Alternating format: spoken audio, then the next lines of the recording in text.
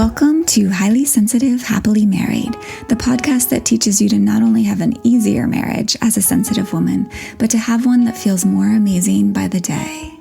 Where you'll hear relatable stories, love advice that works, and coaching on how to have a marriage where feeling upset and disconnected is a thing of the past, and where instead a sense of loving connection and even fun and lightness is the norm. I'm Hannah Brooks, highly sensitive person, love expert, and marriage coach, and I'm so happy to be on this journey with you.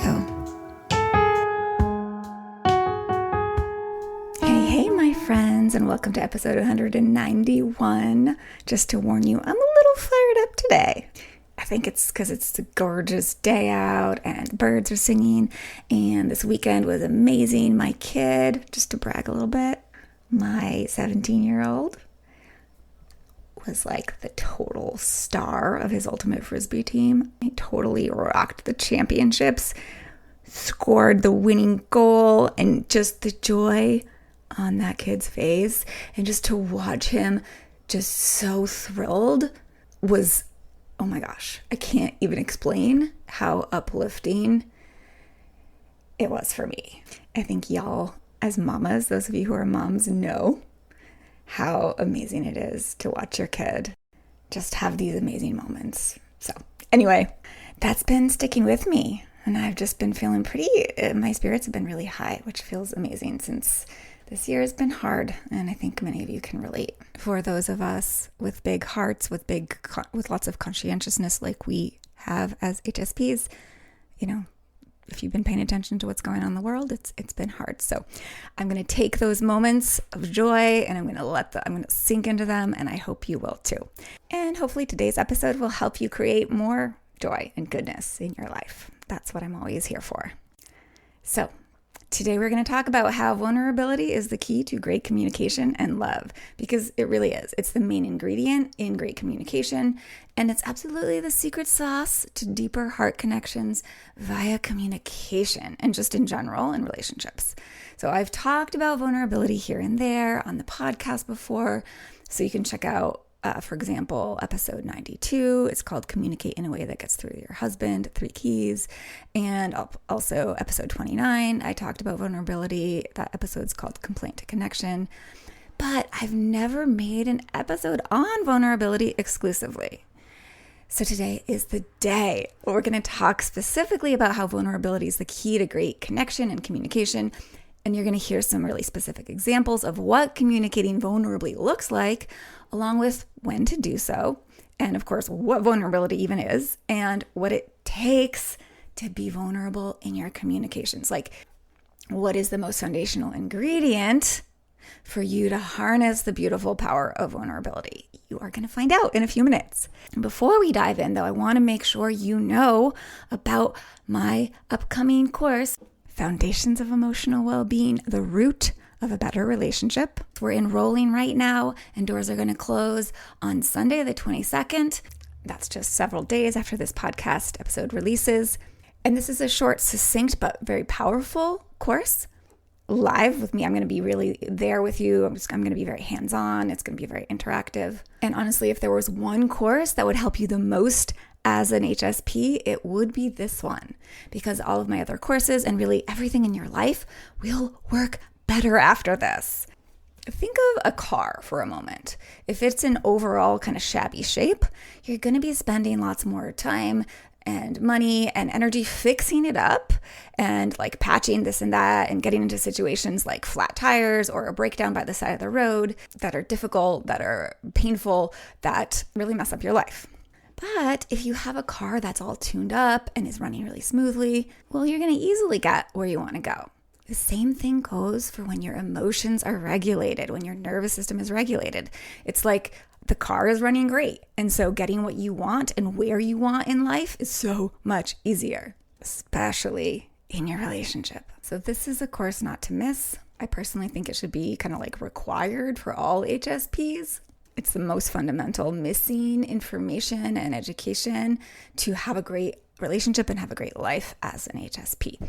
This program is going to let you leave reactivity behind and really feel relaxed and grounded much more consistently, and really enjoy the sweetness and connection and lightness that starts bubbling up in your marriage and family when you have emotional regulation, nervous system regulation.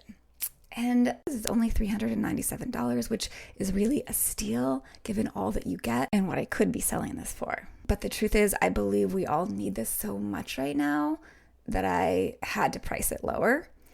And I really don't want you to miss out. So I'd love to have you there. So to learn more about it and to join us, please do so by Sunday, the 22nd. You can see the link in the show notes or head over to my website, hspmarriagecoaching.com, and you'll see the courses and events tab. And under that is a course or program called Foundations of Emotional Wellbeing. Click on that one. You'll see everything you need to know and to make a good decision about whether this is right for you. And of course, you can join right from there. All right, so vulnerability is such a key to the deep, loving intimacy we sensitive women really want in our marriages. And being vulnerable, communicating vulnerably, is not as instinctual or natural to do as one would hope. It's really not. Because it's exposing and it feels almost like being naked emotionally. Because sharing of yourself, right? Sharing your words, your heart, your body in an open, undefended, transparent way. Sharing your tenderness, your truth, your pain, your desires. In other words, being emotionally vulnerable is uncomfortable, even scary to us as humans. Because by doing that, by being vulnerable, you're intrinsically risking rejection of the most deep, essential parts of who you are. So today we're going to look at that. And again, what it takes to be more comfortable with being vulnerable, including, spoiler alert, becoming regulated at the very foundational level of your nervous system. So you can feel truly safe enough deep down inside, truly secure enough to be vulnerable and communicate in the most healing, connecting, intimacy generating way. So vulnerability really is essential in your relationship to have a really good relationship. In fact, we could even say you can only feel connected to your honey to the degree you're willing to be vulnerable with him. Shall I repeat that one? You can only feel connected to your honey to the degree you're willing to be vulnerable with him or her. So, to clear up any confusion that there might be around the word vulnerability, let's start with what I mean by vulnerability when it comes to communication.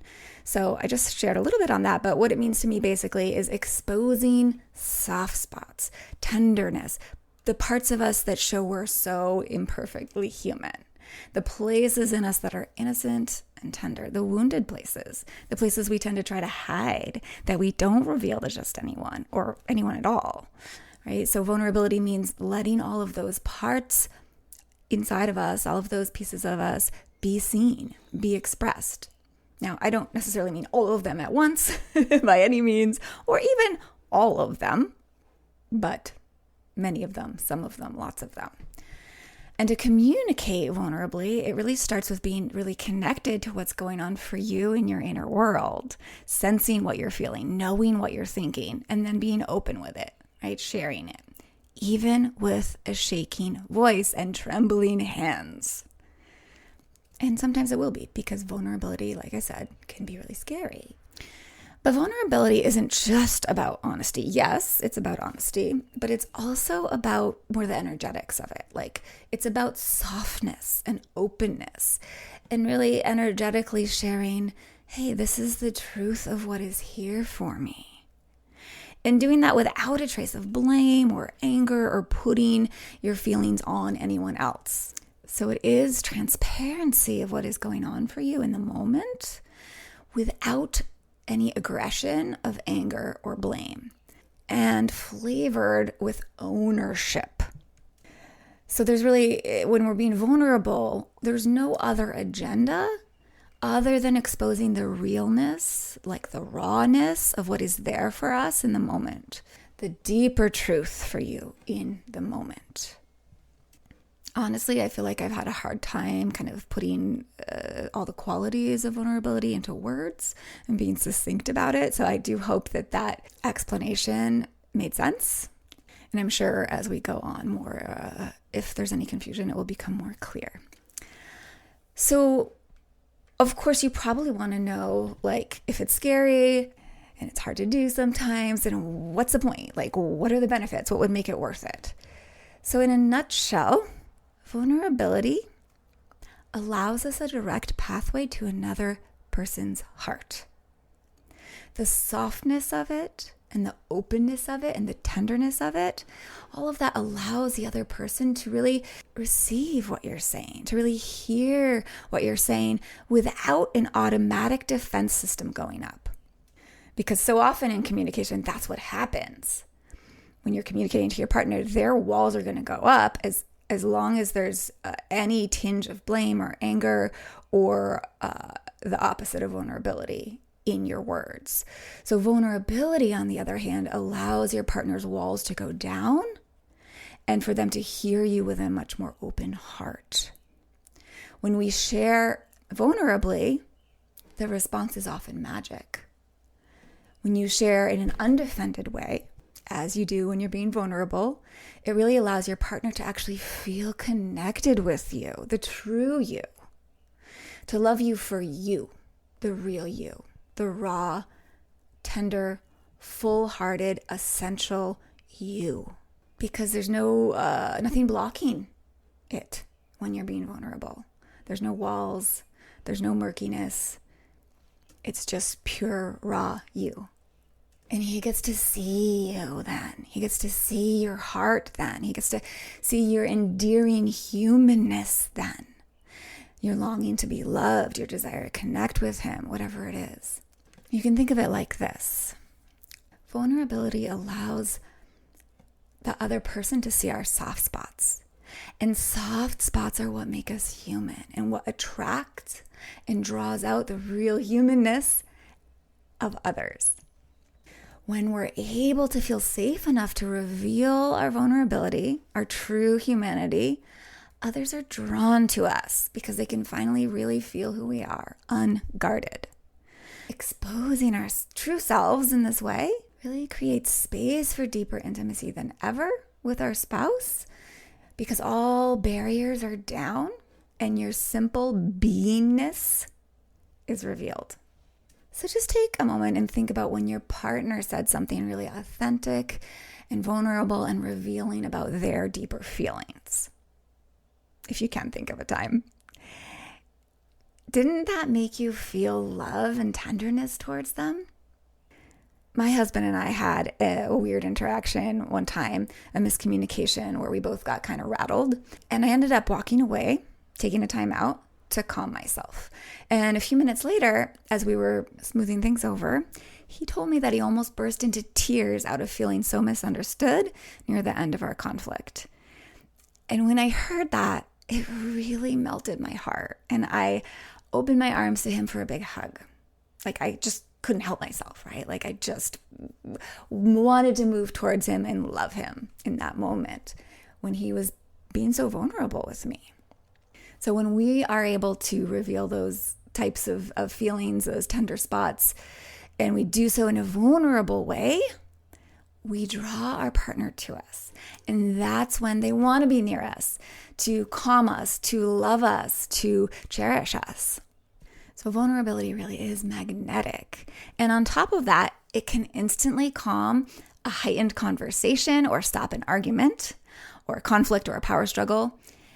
And really, it can fix all communication problems, or many of them, in an instant. So really, your success rate at getting a loving response and feeling connected and heard and seen and loved by your partner goes up in direct proportion to how vulnerable you're willing to be. The very act of showing our hearts in a kind of naked way that we do when we're being vulnerable really does have the power to create the deep intimacy we long for, as scary as it may be. So, what is a good time to use vulnerability's magic power? What might it look like to share vulnerably in reality? So at the risk of being too prescriptive, which I really don't want to do, meaning I don't want you to take my specific examples that I'm about to share and try to paste them on your unique circumstances. Because again, the power of vulnerability is it is being you, really yourself, with your own truth and your own ways of expressing and saying things. But I do want to give you some examples so you can get a sense of where there are good opportunities to lean into vulnerability in your communication with your partner. So vulnerability is good for any time to simply share or request what you really desire or want, like for him to kiss you more or how to touch you in bed. So that might sound like, hey, love, you know what I'd really like right now? For you to hold me for a few minutes. Would you be up for doing that for me? So do you see the softness in that? I mean, I'm not actually saying that to my husband. I think if you were to overhear me actually saying that to my husband, it might sound slightly even more vulnerable and soft. But I think you get the general sense of it, right? So that's a wonderful time to lean into vulnerability. Another important time to allow yourself to be vulnerable is when you feel challenging emotions, like sadness or hurt, for example. You can share them in a soft, open way that doesn't blame your partner for them, even if something he did brought those feelings up in you.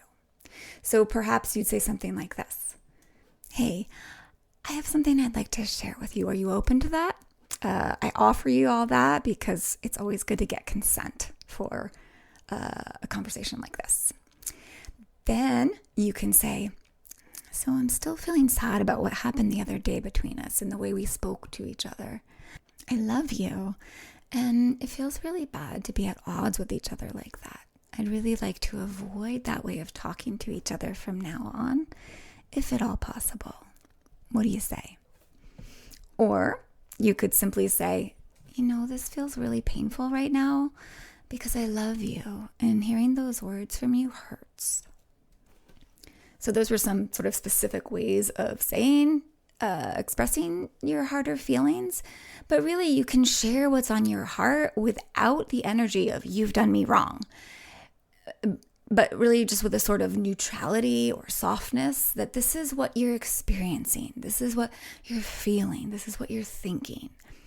And I know that sometimes when we're harboring hard feelings, we feel resentment or anger alongside them, right? Like if you're hurt, you're oftentimes also angry at your partner.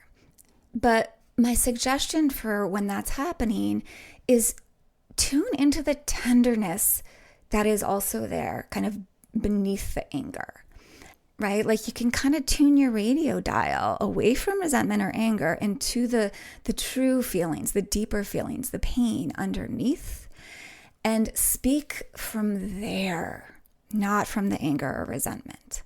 And I think you'll feel that from my words in this last little example.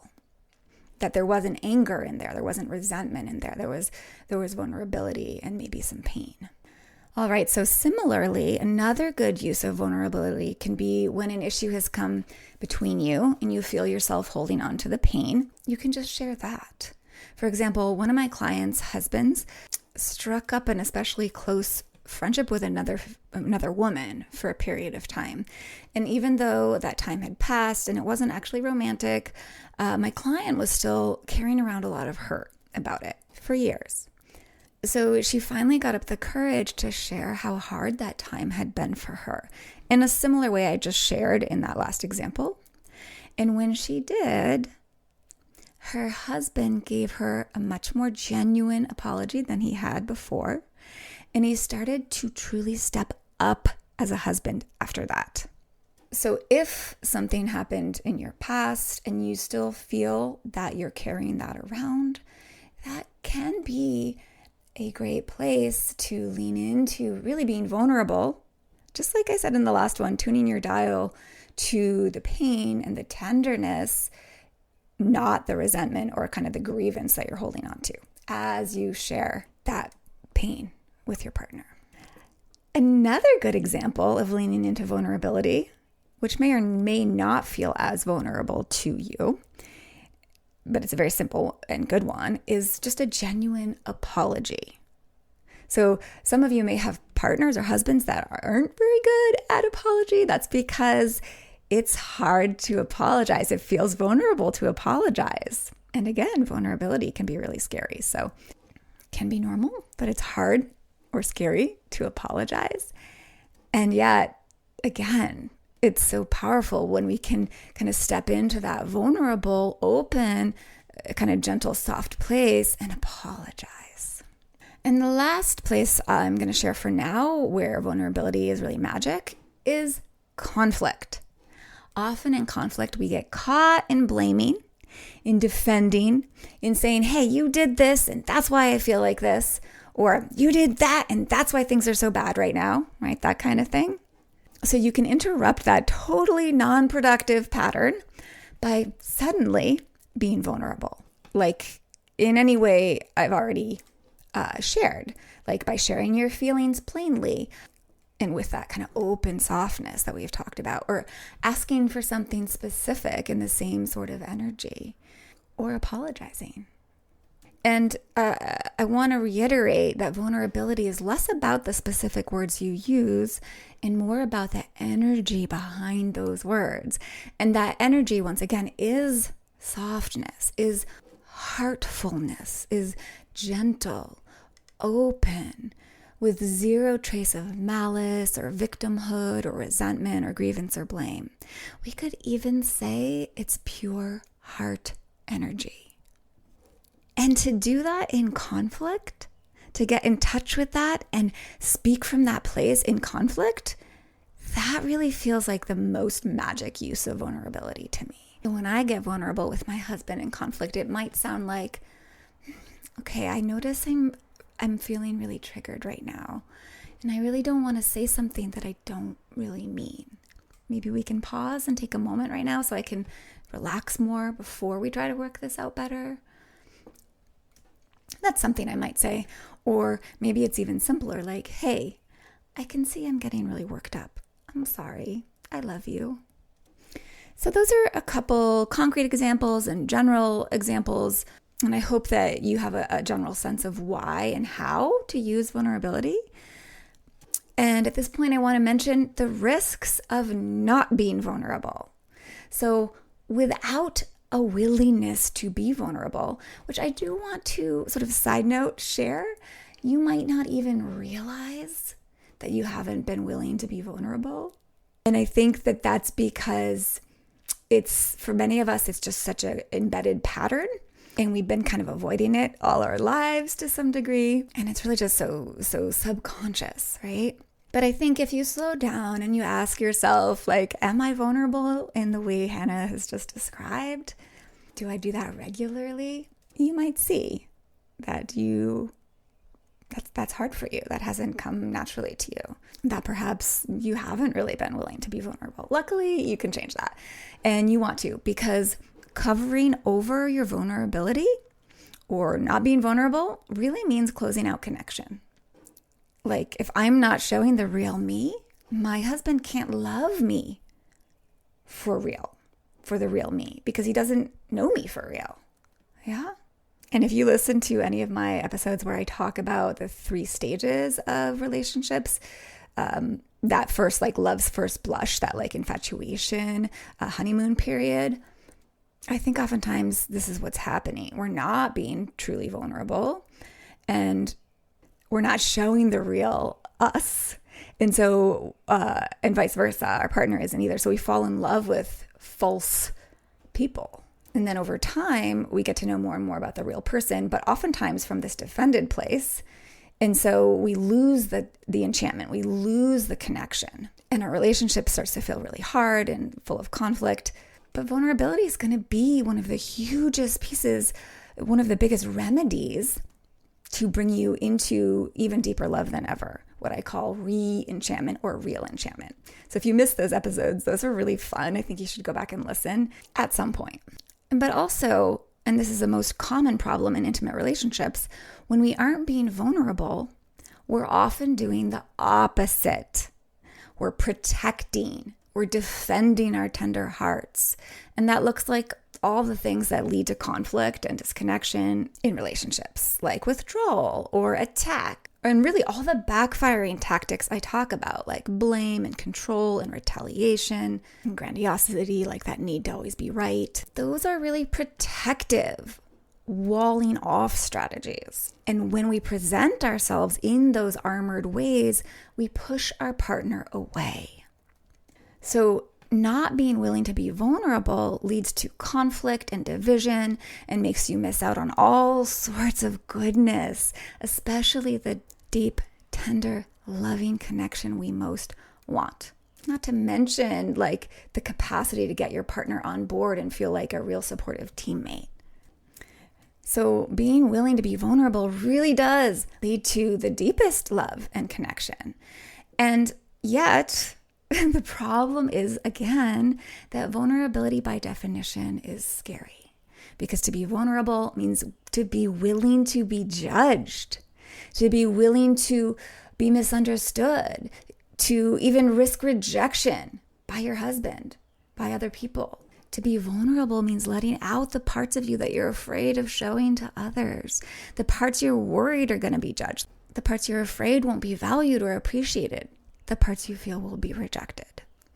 I really can't tell you how many times I've asked my clients, well, have you said that you want XYZ to him? Or have you expressed that you feel sad or whatever?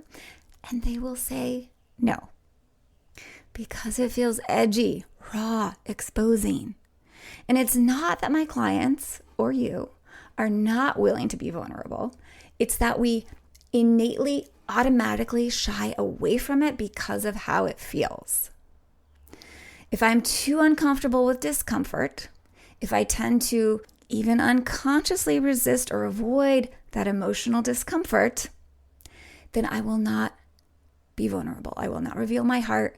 I will stay closed off, and I will not create the connection I really long for, but rather it's opposite.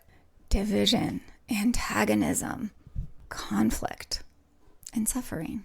Now here's the thing. This is much more likely when we're generally living in low-grade threat states much of the time. In other words, if your nervous system is dysregulated, if your fear physiology, your nervous system, is often or chronically on high alert, and if you've been listening to my podcast lately, you know that this is common for most of us, most of the time in this modern world, right? So if that's going on, you're going to feel a lot more fearful when it comes to being vulnerable, and you're going to really avoid doing it, even just at the unconscious level. Like you're just going to avoid doing it. But of course, that's going to lead you away from connection and feeling really loved for who you are. And it also shuts down the opportunity for your partner to get as close as he'd like to be with you, which also robs him of the deeper connection with you that he really wants as well. So here is the really important part. We need to find a way to lean into vulnerability in a way that feels safer if we want great communication and a great relationship. We can't be vulnerable if we don't feel safe enough inside of ourselves. So the key is building more internal safety. That's where we got to start. That is the key ingredient. Now, some of us just come with a bunch of easy confidence and self-esteem and just feel safe inside ourselves to fully open up and express ourselves. In the HSPs that I've met, that's rare. But if you're lucky and you've been born with that, amazing. But most HSPs aren't so blessed. But we also need to have a basic foundational level of internal safety in order to be vulnerable and in order to have a great loving relationship. And that will mean cultivating internal safety in adulthood by learning the skills so that you get to the point that you can trust yourself to be your own loving zone of safety and support no matter what. And that's going to start with healing nervous system dysregulation. because we cannot feel safe in ourselves if we don't have a regulated nervous system. So if your nervous system's dysregulated and always throwing you into your threat defense system or putting you into SOS mode, which really is what brings up our defensive patterning, that's going to lead to us communicating by complaining or criticizing or accusing and using all those backfiring tactics instead of coming from the softness of vulnerability. And that's going to be a problem. So if we want to put that in a simpler way, if your nervous system is dysregulated, there will be chronic low-grade fear in your system. And therefore, you will not be vulnerable, but you'll do the opposite. You'll fall into backfiring tactics. You'll behave in defended ways that are divisive and that take you and your partner further apart instead of closer together. So nervous system work really paves the way to safety. And safety allows you to be vulnerable. And on the other side of that is the gold in your relationship, because vulnerability brings connection. And if I haven't said this clearly before, I'm going to repeat it. When your nervous system is regulated, you will feel safe. You will feel soft. You will feel relaxed deep down. Not sleepy relaxed, but calm, centered, with steady, clear energy. You'll feel deeply grounded and super in touch with your heart, that warmth and love that are vitally alive in you.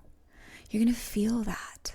And you'll also be able to take in and feel the love coming at you from your partner. You'll be able to receive it. And that too is going to be stabilizing and will feel so safe and nurturing. So it will be an upward spiral, a virtuous cycle of safety creating love and love creating nourishing safety. And so as you can probably feel as I say these words, nervous system regulation is the basis for the safest inner environment and the best relationship. Now, of course, the way that we think about ourselves is also huge for a sense of safety and confidence and security inside ourselves. And the way we think about ourselves can actually lead to nervous system dysregulation or nervous system regulation. So this is why I'm also such a huge advocate for growing self-love, self-worth, and really consciously talking to yourself in your own head in a very loving way, as well as developing deep belief in yourself as a sensitive person and just in who you are, this very beautiful, precious, sensitive person that you are.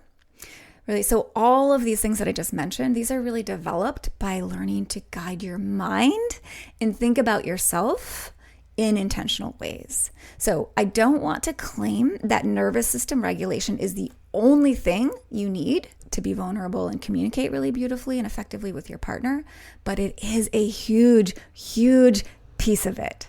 And it does go beautifully hand in hand with the thought work that I teach. So nervous system work and thought work are the perfect combination for being able to communicate and relate incredibly with your partner and have the best relationship ever. But again, the starting place for all HSPs is nervous system regulation. So at this point, I want to mention a couple resources. The last 2 podcast episodes that I've put out will really help you identify if and how much emotional dysregulation is impacting your relationship. And we'll give you some examples of the first simple steps to start really shifting that, so you can begin to feel that internal safety. So those are episode 189 and 190. They really go hand in hand together. Episode 190 is actually a quiz to identify that dysregulation.